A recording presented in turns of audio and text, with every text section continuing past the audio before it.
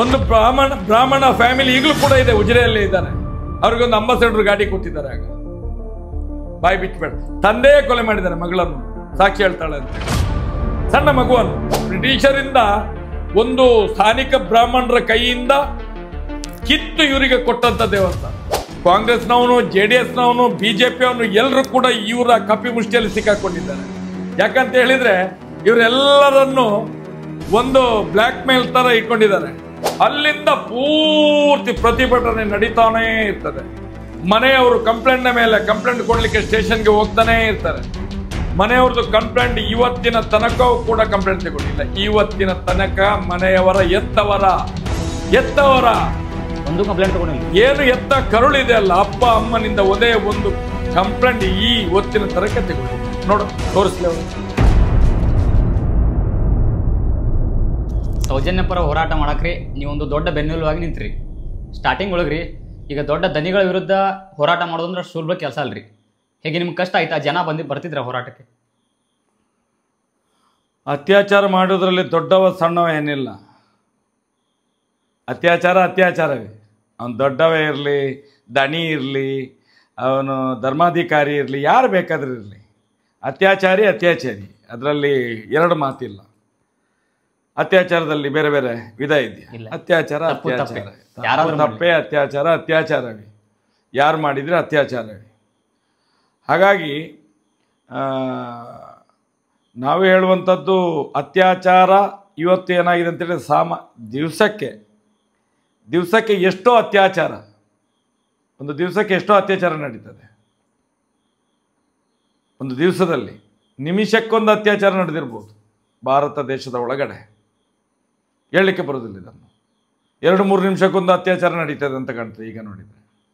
ಇದನ್ನೆಲ್ಲ ನೋಡಲಿಕ್ಕೆ ಹೋದರೆ ನಾವು ಏನಾಗಿದ್ದೇವೆ, ಸ್ವತಂತ್ರ ಭಾರತದೊಳಗೆ ಇದ್ದೇವಾ ಇಲ್ಲೋ ಅಂತ ಅನುಮಾನವು ಕೂಡ ಬರ್ತಾ ಇದೆ. ಈ ದೇಶದಲ್ಲಿ ಒಂದು ಸಂವಿಧಾನ ಇದೆ.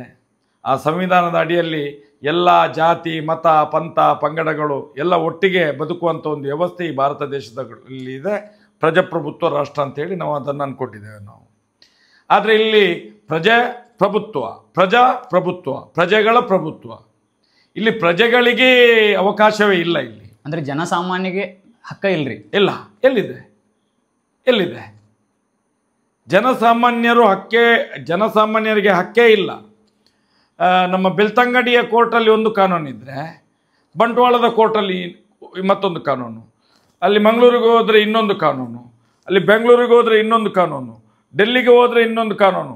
ಈ ದೇಶದಲ್ಲಿ ಎಷ್ಟು ರಾಜ್ಯ ಇದೆ ಅಷ್ಟು ರಾಜ್ಯಗಳಲ್ಲಿ ಒಂದೊಂದು ಕಾನೂನು. ಹಾಗಾದರೆ ಹೇಗೆ ಅಂತೇಳಿ ಇದನ್ನು ಹೇಗೆ ನಾವು ಇದಕ್ಕೆ ಒಂದು ಕಡಿವಾಣ ಯಾವಾಗ? ಉದಾಹರಣೆಗೆ ನಾವು ಭಾಳ ಹಿಂದೆ ಹೋಗೋದಿಲ್ಲ. ಬರೇ ಈಗ ಸೌಜನ್ಯನ ಕೇಸಿನಲ್ಲೇ ನಾವು ಮಾತಾಡ್ಲಿಕ್ಕೆ ಹೋದರೆ ಅದರಲ್ಲಿ 1000 ತಪ್ಪುಗಳಾಗಿದೆ. ತಪ್ಪು ಯಾರು ಮಾಡಿದ್ದು?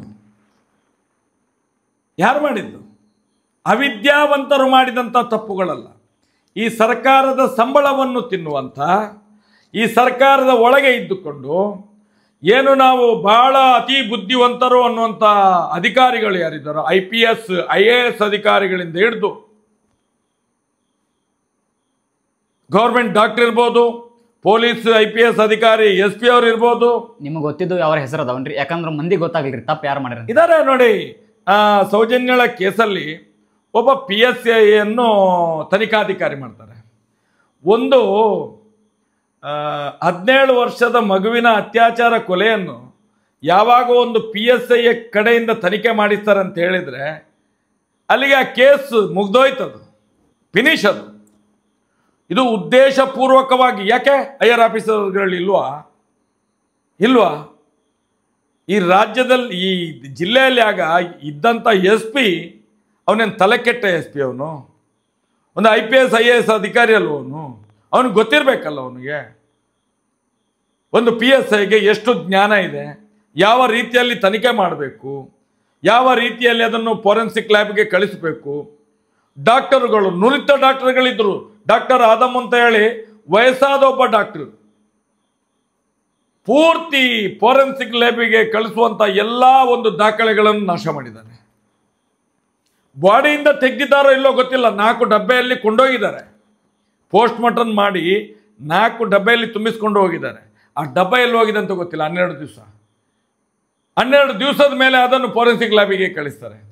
ಎಂಥ ಒಂದು ದುರ್ದೈವ ಅಂತ ಹೇಳಿದರೆ, ಆ ಹೊತ್ತಿನಲ್ಲಿ ಅಷ್ಟು ಜೋರಾಗಿ ಪ್ರತಿಭಟನೆಗಳಾಗ್ತಿದ್ವು. ಯಾರಾದರೂ ಕೇಳಲಿಕ್ಕೆ ಹೇಳಲಿಕ್ಕೆ ಯಾರೂ ಇಲ್ಲ, ಪ್ರತಿಭಟಿಸಲಿಕ್ಕೆ ಯಾರೂ ಇಲ್ಲ ಅಂತ ಹೇಳಿದರೆ ಒಂದು ರೀತಿಯಲ್ಲಿ ಅವರಷ್ಟಕ್ಕೆ ಅವ್ರು ಮಾಡ್ಕೊಂಡು ಹೋಗೋದು ಅಂತೇಳಿ. ಇಲ್ಲಿ ಯಾವಾಗ 17 ವರ್ಷದ ಮಗು ಮಿಸ್ಸಿಂಗ್ ಆಗಿದೋ 9/10/2012 ಸಾಧಾರಣ 5-5:30 ಗಂಟೆಗೆ ಆ ಮಗುವನ್ನು ಹುಡುಕಲಿಕ್ಕೆ ಪ್ರಾರಂಭ ಆಗ್ತದೆ. 6 ಗಂಟೆ ಮೇಲೆ ಅಲ್ಲೊಂದು 300-400 ಜನ ಸೇರ್ತಾರೆ ಆ ಭಾಗದಲ್ಲಿ, ಆ ಧರ್ಮಸ್ಥಳದಲ್ಲಿ. ಅಲ್ಲಿಂದ ಪೂರ್ತಿ ಪ್ರತಿಭಟನೆ ನಡೀತಾನೇ ಇರ್ತದೆ. ಮನೆಯವರು ಕಂಪ್ಲೇಂಟ್ ಕೊಡಲಿಕ್ಕೆ ಸ್ಟೇಷನ್ಗೆ ಹೋಗ್ತಾನೇ ಇರ್ತಾರೆ. ಮನೆಯವ್ರದ್ದು ಕಂಪ್ಲೇಂಟ್ ಇವತ್ತಿನ ತನಕ ಕೂಡ ಕಂಪ್ಲೇಂಟ್ ತಗೊಳ್ಳಿಲ್ಲ. ಇವತ್ತಿನ ತನಕ ಮನೆಯವರ ಎತ್ತವರ ಒಂದು ಕಂಪ್ಲೇಂಟ್ ತಗೊಂಡಿಲ್ಲ. ಏನು ಎತ್ತ ಕರುಳಿದೆ ಅಲ್ಲ, ಅಪ್ಪ ಅಮ್ಮನಿಂದ ಒಂದೇ ಒಂದು ಕಂಪ್ಲೇಂಟ್ ಈ ಇವತ್ತಿನ ತನಕ ತಗೊಳ್ಳಿಲ್ಲ. ತೋರಿಸ್ಲಿ ಅವರು ಆವತ್ತು ಬರ್ದಿಟ್ಟಂತ ಕಂಪ್ಲೇಂಟ್ ಕೂಡ ಅವರ ಮನೆಯಲ್ಲೇ ಇರ್ಬೋದು. ಇದು ಈಗ ಹುಡುಕಿದ್ರೆ ಎಲ್ಲಾದ್ರೂ ಒಂದು ಪುಸ್ತಕದ ಮಧ್ಯೆ ಎಲ್ಲಾದ್ರೂ ಒಂದು ಕಡೆಯಲ್ಲಿ ಇರ್ಬೋದು. 2-3 ಸಲ ಬರ್ಕೊಂಡು ಹೋಗಿದ್ದಾರೆ. ಅದು ಬರ್ದದ್ದು ಸರಿ ಇಲ್ಲ, ಇದು ಬರ್ದದ್ದು ಸರಿ ಇಲ್ಲ, ಅದು ಬರ್ದದ್ದು ಸರಿ ಇಲ್ಲ ಅಂತೇಳಿ. ಮತ್ತೆ ಯಾರೋ ಸಂಬಂಧಿಕರ ಕೈಯಿಂದ ಮಿಸ್ಸಿಂಗ್ ಆಗಿದೆ ಅಂತೇಳಿ ಒಂದು ಕಂಪ್ಲೇಂಟ್ ತಗೊಂಡಿದ್ದಾರೆ ಫಸ್ಟಿಗೆ. ಅದು ಬಿಟ್ಟರೆ ಯಾವುದೇ ಕಂಪ್ಲೇಂಟ್ ತಗೊಳ್ಳೋದಿಲ್ಲ. ಅದರ ಮೇಲೆ ಎಲ್ಲ ಆಯಿತು, ಸಂಬಂಧಿಕರೆಲ್ಲ ರಾಜಕೀಯದವರು ಬರ್ತಾರೆ, ಬಂದು ಆ ಕೇಸನ್ನು ಪೂರ್ತಿ ನಾಶ ಮಾಡಿ ಬಾಡಿ ಸಿಕ್ಕಿ ಒಂದು 7-8 ಗಂಟೆ ಒಳಗೆ ಪೋಸ್ಟ್ ಮಾರ್ಟಮ್ ಮಾಡಿ ಅದನ್ನು ಒತ್ತಿಸಿ ಆ ಬಾಡಿ ಆದ್ರೂ ಹಾಗೆ ಊತಾಕಿದ್ರೆ ಇವತ್ತಾದ್ರೂ ಎತ್ತಿ ಅದನ್ನು ತನಿಖೆ ಮಾಡ್ಬೋದು. ಅದನ್ನು ಕೂಡ ಸುಟ್ಟಾಕಿದ್ರು. ಇದೇ ಪೊಲೀಸ್ನವ್ರು ನಿಂತು ಮಾಡಿದ್ದು. ಯಾವ ರೀತಿಯಲ್ಲಿ ಅದನ್ನ ಮ್ಯಾನಿಪುಲೇಟ್ ಮಾಡೋ ಯಾವ ರೀತಿಯಲ್ಲಿ 100% 100% ಎಲ್ಲ ಸಾಕ್ಷ್ಯಗಳನ್ನು ನಾಶ ಮಾಡಿ ಆವತ್ತೇ ಮುಗಿಸಿಬಿಟ್ಟಿದ್ದಾರೆ. 2 ದಿವಸದಲ್ಲಿ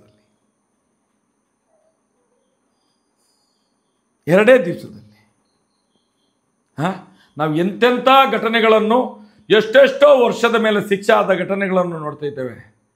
ಇದು ಆ ಧರ್ಮಸ್ಥಳ ಗ್ರಾಮದಲ್ಲಿ ನಮಗೆ ಡೌಟ್ ಏನು ಗೊತ್ತಾ, ಸೌಜನ್ಯಳ ಕೇಸಿನ ಹಿಂದೆ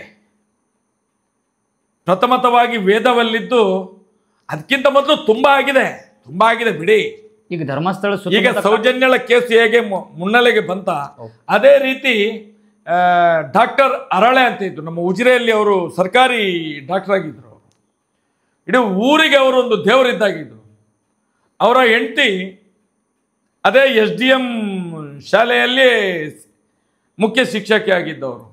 ಅವ್ರದ್ದು ಕೊಲೆ ಆದಾಗ ಕೂಡ ಕೊಲೆಯಾಗಿ ಅವ್ರ ಮೇಲೆ ಸುಸೈಡ್ ಮಾಡ್ಕೊಂಡ್ರು ಅಂತೇಳಿ ಇಲ್ಲ, ಅವರನ್ನು ಅತ್ಯಾಚಾರ ಮಾಡಿ ಅವ್ರ ಮೇಲೆ ಪೆಟ್ರೋಲ್ ಸುರಿದು ಅವರ ಮನೆಯ ಒಳಗಡೆ ಸುಟ್ಟಾಕಿದ್ದಾರೆ.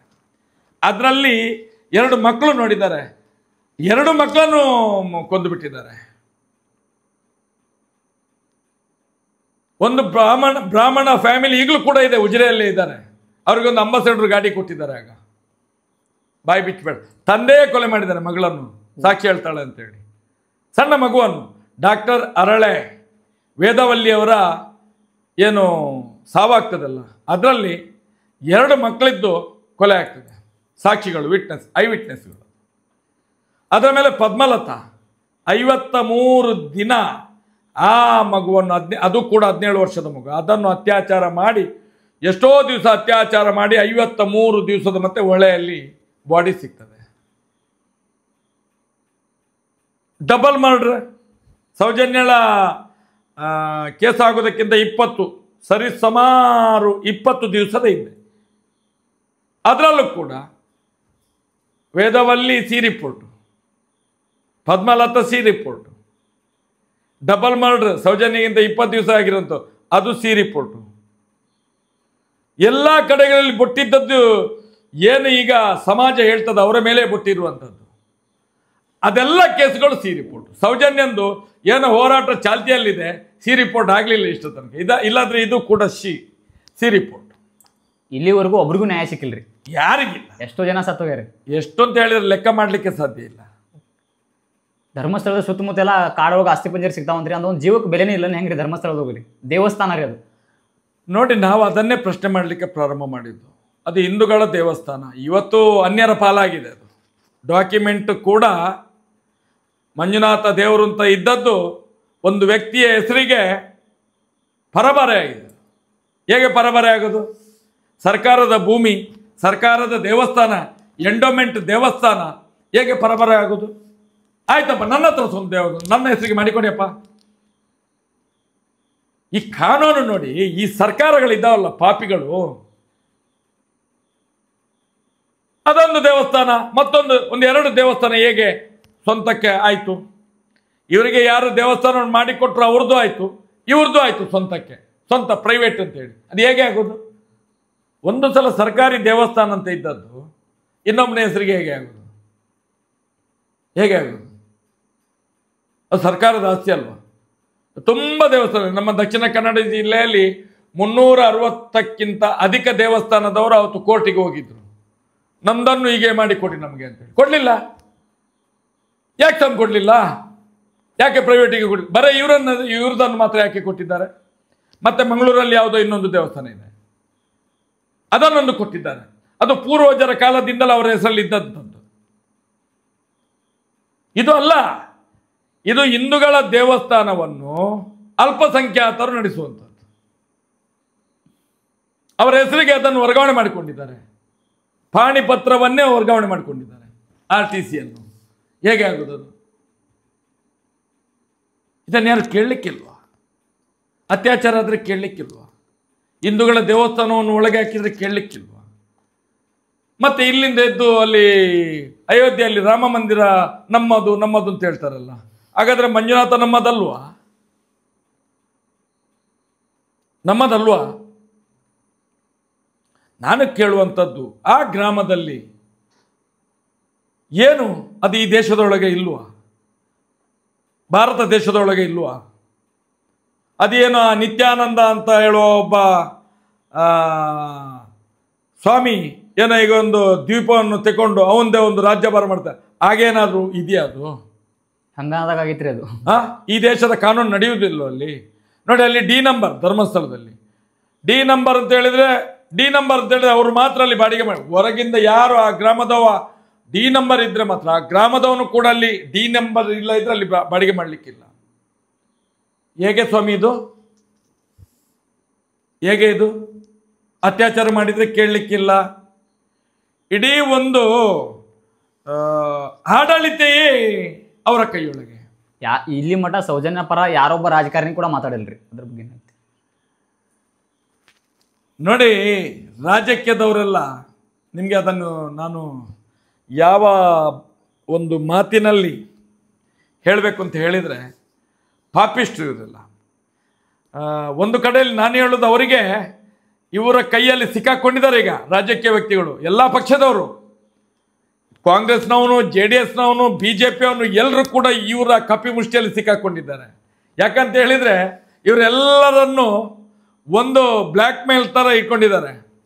ಇವತ್ತು ಒಬ್ಬ ಸಿಕ್ಕಾಕೊಂಡ್ರೆ ಎಲ್ಲರೂ ಸಿಕ್ಕಾಕೊಳ್ತಾರೆ ಇದರಲ್ಲಿ. ನಾಳೆ ಈ ದೇಶದ ಕಾನೂನು ಕೇಳಿಯೇ ಕೇಳ್ತದೆ. ರಾಜ್ಯಭಾರ ಮಾಡಿದಂಥ ಎಲ್ಲ ರಾಜ್ಯಕ್ಕೆ ಪಕ್ಷದ ಲೀಡರ್ಗಳನ್ನು ಕೇಳ್ತದೆ, ನೀವೇನು ಕಣ್ಣು ಮುಚ್ಕೊಂಡಿದ್ದೀರ ಅಂತೇಳಿ. ನಾವು ಇವತ್ತೆದ್ದದ್ದು ಯಾಕಂತ ಹೇಳಿದರೆ, ಇನ್ನು ಇಷ್ಟು ಆದ ಮೇಲೆ ಕೂಡ ನಾವು ಕೇಳದಿದ್ದೆ, ಪ್ರಜೆಗಳು ಕೂಡ ಮೂಕ ಯುಷ್ಮಿತರಾಗಿ ಕೂತ್ಕೊಂಡಿದ್ದಾರಲ್ಲ, ಇನ್ನು ಇದನ್ನು ನಮಗೆ ಬರಬಾರ್ದು. ಆ ದೃಷ್ಟಿಯಿಂದ ನಾವು ಎದ್ದು ಇವತ್ತು ಪ್ರತಿಭಟನೆಗೆ ಪ್ರಾರಂಭ ಮಾಡಿದ್ದೇವೆ. ನಿಮಗೆ ಈಗ ತೋರುವುದು 12-13 ವರ್ಷದಿಂದ ಅಂತೇಳಿ, ನಾವು ಕಳೆದ 25 ವರ್ಷದಿಂದ ಅವರ ಏನು ದಬ್ಬಾಳಿಕೆ ದೌರ್ಜನ್ಯ ಇದೆಲ್ಲ ಅದರ ವಿರುದ್ಧ ಸೆಟೆದು ನಿಂತಿದ್ದೇವೆ ಕಳೆದ 25 ವರ್ಷಗಳಿಂದ. ಮೊದಲಿಂದ ಚಾಲನೆ ಐತ್ರಿ ಅವ್ರದ್ದು. ಇದು ಯಾವಾಗ ಸ್ವಾತಂತ್ರ್ಯ ಪೂರ್ವದಿಂದಲೂ ಅವರ ಕೈಯಲ್ಲಿದ್ದಂಥ ದೇವಸ್ಥಾನ. ಸ್ವಾತಂತ್ರ್ಯ ಬಂದಾಗ ಕೂಡ ಬ್ರಿಟಿಷರು ಬರುವಾಗ ಬ್ರಿಟಿಷರಿಂದ ಒಂದು ಸ್ಥಾನಿಕ ಬ್ರಾಹ್ಮಣರ ಕೈಯಿಂದ ಕಿತ್ತು ಇವರಿಗೆ ಕೊಟ್ಟಂಥ ದೇವಸ್ಥಾನ. ಹೆಚ್ಚಂದ್ರೆ ಹಬ್ಬ ಬಂದರೆ ಹೇಳಿದರೆ ಒಂದು 200-250 ವರ್ಷದ ಕೆಳಗಿನಿಂದ ಈ ದೇವಸ್ಥಾನಕ್ಕೆ ಬಂದವರು. ಇದ್ರ ಕತೆ ಹೇಳಿದರೆ 2000 ವರ್ಷ, 3000 ವರ್ಷ, 800 ವರ್ಷ, 600 ವರ್ಷ ಏನೇನೋ ಮಾತಾಡ್ತಾರೆ. ಅಲ್ವೇ ಅಲ್ಲ, ಅಲ್ವೇ ಅಲ್ಲ. ನಾನೇ ಹೇಳುವಂಥದ್ದು, ಇದರಲ್ಲಿ ನಾವು ಸೌಜನ್ಯ ಒಂದು ಕಾರಣ ಮಾತ್ರ. ಅವಳು ಶಕ್ತಿ, ಅವಳು ದೇವಿ ಶಕ್ತಿ. ಅವಳು ಯಾವಾಗ ಹಿಂದೂಗಳ ದೇವಸ್ಥಾನ ಅನ್ಯರ ಕೈವಶ ಆಯ್ತಾ, ಆವಾಗಲೇ ಆ ಮಂಜುನಾಥ ಸ್ವಾಮಿ ಅಣ್ಣಪ್ಪ ತೀರ್ಮಾನ ಮಾಡಿದ್ದಾರೆ, ಒಂದು ಕಾಲಘಟ್ಟದಲ್ಲಿ ಈ ದೇವಸ್ಥಾನ ಹಿಂದೂಗಳ ಕೈಗೆ ಆಗ್ಬೇಕಾದ್ರೆ ಎಂಥದ್ದಾದ್ರೂ ಒಂದು ಮಹತ್ತರವಾದ ಒಂದು ಬೆಳವಣಿಗೆ ಆಗಬೇಕು ಅಂತ ಹೇಳಿ, ಆ ಬೆಳವಣಿಗೆ ಸೌಜನ್ಯ ಗ್ರಾಮದಲ್ಲಿ ಹುಟ್ಟಿರುವಂಥದ್ದು. ಸೌಜನ್ಯನ ಮುನ್ನುಡಿರಿ ಅದಕ್ಕೆ. ಅವಳೇ ಬರೆಯುವುದು, ಮುನ್ನುಡಿ ಬರೆಯುವವಳೆ ಅವಳು ಶಕ್ತಿ. ಅವಳು ನಾನು 2013ರಿಂದ ಹೇಳ್ತಾ ಬರ್ತಾ ಇದ್ದೇನೆ, ಅವಳು ದೇವಿ ಮಹಾಕಾಳಿ, ರಕ್ತ ಕುಡಿತಾಳೆ ಬಿಡುವುದಿಲ್ಲ. ಇವತ್ತು ಅದು ಸತ್ಯ ಆಗ್ತಾ ಇದೆ. ಇವತ್ತು ಜನಗಳು ಯಾವ ರೀತಿ ಹೇಳ್ತಾ ಇದ್ದಾರೆ ಅಂತ ಹೇಳಿದ್ರೆ, ಬರೇ ಸೌಜನ್ಯ ಮಾತ್ರ ರಕ್ತ ಕುಡಿಲಿಕ್ಕೆ ಮಹಾಕಾಳಿಯ ರೂಪದಲ್ಲಿ ಎದ್ದಿರುವುದಲ್ಲ, ಜನಸಾಮಾನ್ಯರ ರಕ್ತ ಇರಲಿಕ್ಕೆ ಸನ್ನದ್ಧರಾಗ್ತಾ ಇದ್ದಾರೆ. ಇದೆಲ್ಲ ಅನಾಹುತ ಆಗುವುದಕ್ಕಿಂತ ಮೊದಲು ಸರ್ಕಾರಗಳು ಎಚ್ಚೆತ್ತುಕೊಳ್ಬೇಕು, ಅಧಿಕಾರಿಗಳು ಎಚ್ಚೆತ್ತುಕೊಳ್ಬೇಕು. ಈ ದೇಶದ ಕೇಂದ್ರದ ರಾಜ್ಯದ ಇಂಟೆಲಿಜೆನ್ಸ್ ಗುಪ್ತಾಚಾರ ಇಲಾಖೆ ಸರಿಯಾದ ಮಾಹಿತಿಯನ್ನು ಕಲೆ ಹಾಕಬೇಕು. ಬರೇ ಬೊಗಳೆ ಬಿಡುವುದಲ್ಲ. ಏನಾಗ್ತಾ ಇದೆ ಸ್ವಾಮಿ, ಏನಾಗ್ತಾ ಇದೆ ಆ ಧರ್ಮಸ್ಥಳ ಗ್ರಾಮದಲ್ಲಿ, ಏನಾಗ್ತಾ ಇದೆ ಎಲ್ರಿಗೂ ತಿಳಿಬೇಕಿದು. ನಾವಂತೂ ಸುಮ್ಮನೆ ಕೂತ್ಕೊಳ್ಳೋರಲ್ಲ. ಆ ಮಂಜುನಾಥ ಸ್ವಾಮಿ, ಆ ಅಣ್ಣಪ್ಪ ದೇವರು ನಮಗೆ ಶಕ್ತಿಯನ್ನು ಕೊಟ್ಟಿದ್ದಾರೆ. ಅವರ ಚಾಕ್ರಿಯನ್ನು ಮಾಡ್ತಾ ಇದ್ದೇವೆ ನಾವು. ಅಣ್ಣಪ್ಪನಿಗೆ ರಸ್ತೆಗೆ ಬರಲಿಕ್ಕೆ ಆಗುವುದಿಲ್ಲ, ಮಂಜುನಾಥ ದೇವರಿಗೆ ರಸ್ತೆಗೆ ಬರಲಿಕ್ಕೆ ಆಗುವುದಿಲ್ಲ. ಸನಾತನ ಹಿಂದೂ ಧರ್ಮದ ನಾಯಕರು ಕುಲಗೆಟ್ಟು ಕೆರ ಹಿಡಿದು ಸತ್ತೋಗಿದ್ದಾರೆ. ಮಾತಾಡುವಂಥ ವ್ಯವಧಾನ ಇಲ್ಲ ಹಿಂದೂ ನಾಯಕರುಗಳಿಗೆ. ತಮ್ಮ ಸ್ವಾರ್ಥಕ್ಕಾಗಿ ಸ್ವಾರ್ಥ ಅಂತ ಹೇಳಿದ್ರೆ ನೋಡಿ, ವರ್ಷಕ್ಕೆ ಸಾವಿರಾರು ಕೋಟಿಯ ದುಡ್ಡು ಬರ್ತದೆ ಅಲ್ಲಿಗೆ. ಬಾಯಿ ಅಂತ ಮಾಡುವವನ ಬಾಯಿಗೆ ದುಡ್ಡು ತುರುಕ್ತಾರೆ, ಅಲ್ಲಿ ಕೇಸ್ ಕ್ಲೋಸ್ ಆಗುತ್ತೆ. ನಾನು ಹೇಳೋದು, ಮಹೇಶ್ ಶೆಟ್ಟಿ ತಿಮ್ಮರೆಡ್ಡಿ ಒಬ್ಬೊಬ್ಬ ಹಿಡಿತಾನೆ. ಆಯ್ತಪ್ಪ, ಕಳೆದೊಂದು 3-4 ತಿಂಗಳಿಂದ ನಾವು ಮಾತಾಡ್ತಿಲ್ಲ. ನಮ್ಮಷ್ಟಕ್ಕೆ ಹೋರಾಟವನ್ನೊಂದು ಮುನ್ನೆಲೆಗೆ ತಂದು ಕೂತ್ಕೊಂಡು ನೋಡ್ತಾ ಇದ್ದೇವೆ. ಬರೇ ಒಂದು ವಿಡಿಯೋದಿಂದ ಇಡೀ ರಾಜ್ಯ, ರಾಷ್ಟ್ರ, ವಿಶ್ವದಲ್ಲಿ ಇವತ್ತು ಈ ಪ್ರಕರಣದ ಬಗ್ಗೆ ಮಾತಾಡಲಿಕ್ಕೆ ಶುರುವಾಯ್ತಲ್ಲ. ಏನಂತ ತಿಳ್ಕೊಂಡಿದ್ದಾರೆ ಇವರೆಲ್ಲ? ಇದು ಅಣ್ಣಪ್ಪನ ಸತ್ಯ, ಅಣ್ಣಪ್ಪ ಸ್ವಾಮಿಯ ಸತ್ಯ. ಇದು ಮಂಜುನಾಥ ಸ್ವಾಮಿಯ ಧರ್ಮ. ಇದು ಆ ಮಣ್ಣು ಬಿಡೋದೇ ಇಲ್ಲ. ತಪ್ಪು ಮಾಡಿದವ ಶಿಕ್ಷೆ ಅನುಭವಿಸ್ತಾನೆ. ಅಯ್ಯೋ, ಇವತ್ತು ಶಿಕ್ಷೆ ಹೇಗೆ ಅಂತ ಹೇಳಿದ್ರೆ, ಒಬ್ಬ ಯಾರಾದ್ರೂ ಅನ್ಯಾಯ ಮಾಡಿದವ ಸತ್ರೆ ಶಿಕ್ಷೆ ಅಲ್ಲ, ಅದು ಶಿಕ್ಷೆ ಅಲ್ಲ. ತಕ್ಷಣ ಪ್ರಾಣ ಹೋಗಬಾರ್ದು. ರಕ್ತದಲ್ಲಿ ಕೀವು ಆಗಬೇಕು. ರಕ್ತದಲ್ಲಿ ಕೀವು ಆಗಿ ಅದರಲ್ಲಿ ಹುಳ ಆಗಿ ಸಾಯ್ಬೇಕು. ಆವಾಗ ಅತ್ಯಾಚಾರಿಗಳಿಗೆ ಗೊತ್ತಾಗುವುದು ನಾವು ಈ ಧರ್ಮಪೀಠದಲ್ಲಿ, ಈ ನ್ಯಾಯಪೀಠದಲ್ಲಿ ಮಾಡಿದ ತಪ್ಪುಗಳು ಅಂತ ಹೇಳಿ. ನೋಡಿ, ಉದಾಹರಣೆಗೆ ನಮಗೆ ಸುಳ್ಳು ಹೇಳಿ ನಮ್ಗೆ ಏನಾಗ್ಲಿಕ್ಕಿಲ್ಲ. ನಾನು ಕೇಳುವಂತ, ನನ್ನ ದೇವಸ್ಥಾನ ಅದು, ಮಂಜುನಾಥ ನನ್ನದು. ಆ ಮಂಜುನಾಥ ಸ್ವಾಮಿಯನ್ನು ಅಲ್ಲ ಅನ್ನುವಂಥ ಪಾಪಿ ಇದ್ರೆ ಅವನು ದೇಶದ್ರೋಹಿ, ಅವನು ಧರ್ಮದ್ರೋಹಿ, ಅವನು ಧಾರ್ಮಿಕ ಭಯೋತ್ಪಾದಕ. ಇದು ನನ್ನ ವರ್ಷನ್ ಇರುವಂಥದ್ದು. ಇದು ನನ್ನ ವರ್ಷನ್. ಯಾಕೆ ಧರ್ಮಸ್ಥಳ ಗ್ರಾಮದಲ್ಲಿ ಬರೇ ಹಿಂದೂ ಹೆಣ್ಮಕ್ಕಳ ಅತ್ಯಾಚಾರ ಆಗ್ತದೆ, ಕೊಲೆ ಆಗ್ತದೆ? ಯಾಕೆ ಆಗ್ತದೆ? ಇದೇ 2.5 ವರ್ಷದ ಹಿಂದೆ ಕುಂದಾಪುರದ ಒಂದು ಫ್ಯಾಮಿಲಿ ಬರ್ತದೆ ಅಲ್ಲಿಗೆ. ಕುಂದಾಪುರದ್ದು ಇದೇ ಸೌಜನ್ಯ ಘಟನೆ ಆದಮೇಲೆ, ಈಗ ಹಿಂದೆ ಮೊನ್ನೆ ಹೋರಾಟ ಸ್ಟಾರ್ಟ್ ಆಯ್ತಲ್ಲ, 2023 ಜೂನ್ 16ರಿಂದ ಹೋರಾಟ ಪ್ರಾರಂಭ ಆಯಿತು. ಪುನಃ ಮತ್ತೆ 11 ವರ್ಷದ ಬಳಿಕ ಹೋರಾಟ ಸ್ಟಾರ್ಟ್ ಆಯ್ತಲ್ಲ, ಅದರ ಒಂದು 5-6 ತಿಂಗಳ ಹಿಂದೆ ಒಂದು ಕುಂದಾಪುರದಿಂದ ಒಂದು ಫ್ಯಾಮಿಲಿ ಬರ್ತದೆ. ಬಂದಂಥ ಮಗು ಅಲ್ಲಿ, ಒಂದು ಹೆಣ್ಣು ಮಗು ಅಲ್ಲಿ ಮೈನೇರಿತಾಳೆ. ಇಂದಿನ ಕಾಲದಿಂದಲೂ ನಡ್ಕೊಂಡು ಬಂದಂಥ ಪದ್ಧತಿ. ಅಲ್ಲಿ ಬಂದು ಮೈ ನೆರೆದ್ರೆ ಅಲ್ಲಿ ಹುಡುಗಿಯರ ಹೆಣ್ಣು ಮಕ್ಕಳನ್ನಲ್ಲಿ ಬಿಟ್ಟು ಹೋಗ್ಬೇಕು ಅಂತೇಳಿ ಅದು ಪ್ರಚಲಿತದಲ್ಲಿ ಇಲ್ಲ. ಇದು 2.5 ವರ್ಷದ ಹಿಂದೆ ಆ ಮಗು ಮೈನೇರಿತದೆ. ಇವರು ಮನೆಯವರು ಹೋಗಿ ಅಣ್ಣಪ್ಪ ಸ್ವಾಮಿಯ ಮಂಜುನಾಥ ದೇವರ ಒಂದು ಜಾಗದಲ್ಲಿ ಮೈನೇರಿದ್ರೆ ಏನು ಮಾಡ್ತಾರೆ? ಪಾಪ ಹೋಗಿ ಅಲ್ಲಿ ಇನ್ಕ್ವೈರಿ ಆಫೀಸಲ್ಲಿ ಹೇಳ್ತಾರೆ. ಅವ್ರು ಹೇಳ್ತಾರೆ ನೇರವಾಗಿ ಅಲ್ಲಿಯ ಮುಖ್ಯಸ್ಥರಿದ್ದಲ್ಲಿಗೆ ಕಳಿಸ್ತಾರೆ. ಅವ್ರು ಹೇಳ್ತಾರೆ ಇಲ್ಲೇ ಬಿಟ್ಟು ಹೋಗಿ ಅಂತೇಳಿ, ಒಂದಷ್ಟು ಸಮಯ ಇಲ್ಲಿ ಇರಲಿ, ಮತ್ತೆ ಬಂದು ಕರ್ಕೊಂಡು ಹೋಗಿ ಅಂತೇಳಿ. ಕಳೆದ 2 ವರ್ಷಗಳಿಂದ ಅಲ್ಲಿ ಬಂದು ಇವರು ಮಗಳನ್ನು ಕೇಳ್ತಾರೆ. ಮಗಳು ಎಲ್ಲಿಲ್ಲ ಅಂತ ಗೊತ್ತಿಲ್ಲ, ಎಲ್ಲಿ ಹೋಗಿದ್ದಾಳೆ, ಏನಾಗಿದ್ದಾಳೆ. ಮೊನ್ನೆ ನಮ್ಮವರು ಹೋಗಿದ್ದಾರೆ ಕುಂದಾಪುರಕ್ಕೆ, ಹೋಗಿ ಕಳೆದ 5-6 ತಿಂಗಳ ಹಿಂದೆ ಎಲ್ಲ ಹೋಗಿ ಮಾತಾಡ್ಕೊಂಡೆಲ್ಲ ಬಂದಿದ್ದಾರೆ. ಮನೆಯವರು ಬಾಯಿ ಬಿಡ್ಲಿಕ್ಕೆ ತಯಾರಿಲ್ಲ ಪಾಪ. ಸಮಯ ಬಂದಾಗ ನಾವು ಎದುರು ಬಂದು ನಿಲ್ತೇವೆ ಅಂತ ಹೇಳಿದ್ದಾರೆ. ಇಂಥ 1000 ಉದಾಹರಣೆಗಳಿದ್ದೇವೆ ಸ್ವಾಮಿ ನಮ್ಮ ಹತ್ರ, 1000 ಸಾಕ್ಷಿಗಳಿದ್ದಾರೆ ನಮ್ಮ ಹತ್ರ. ನಾವು ಈ ದೇಶದ ಕಾನೂನಿಗೆ ಹೇಳ್ತೇವೆ, ಉಚ್ಚ ನ್ಯಾಯಾಲಯಕ್ಕೆ ಹೇಳ್ತೇವೆ, ನಮ್ಗೊಂದು ಅವಕಾಶ ಮಾಡಿಕೊಡಿ. ಐ ವಿಟ್ನೆಸ್ಗಳು ಬೇಕಲ್ಲ, ಐ ವಿಟ್ನೆಸ್ಗಳು ಕಣ್ಣು ಬಿಟ್ಟರೆ ಸಾಕು, ಕಣ್ಣನ್ನೇ ಕಿತ್ತು ತೆಗೆಯುವಂತ ಈ ಅತ್ಯಾಚಾರಿಗಳು, ಮಾತಾಡಿದ್ರೆ ನಾಲಗೆಯನ್ನೇ ಕಟ್ಟು ಮಾಡಿ ತೆಗೆಯುವಂತ ಈ ಅತ್ಯಾಚಾರಿಗಳು, ಹೆಚ್ಚು ಮಾತಾಡಿದ್ರೆ ಪ್ರಾಣವನ್ನೇ ತೆಗೆದು ಬಿಸಾಡುವಂತ ಈ ಅತ್ಯಾಚಾರಿಗಳು ಹೇಗೆ ಸ್ವಾಮಿ, ಹೇಗೆ?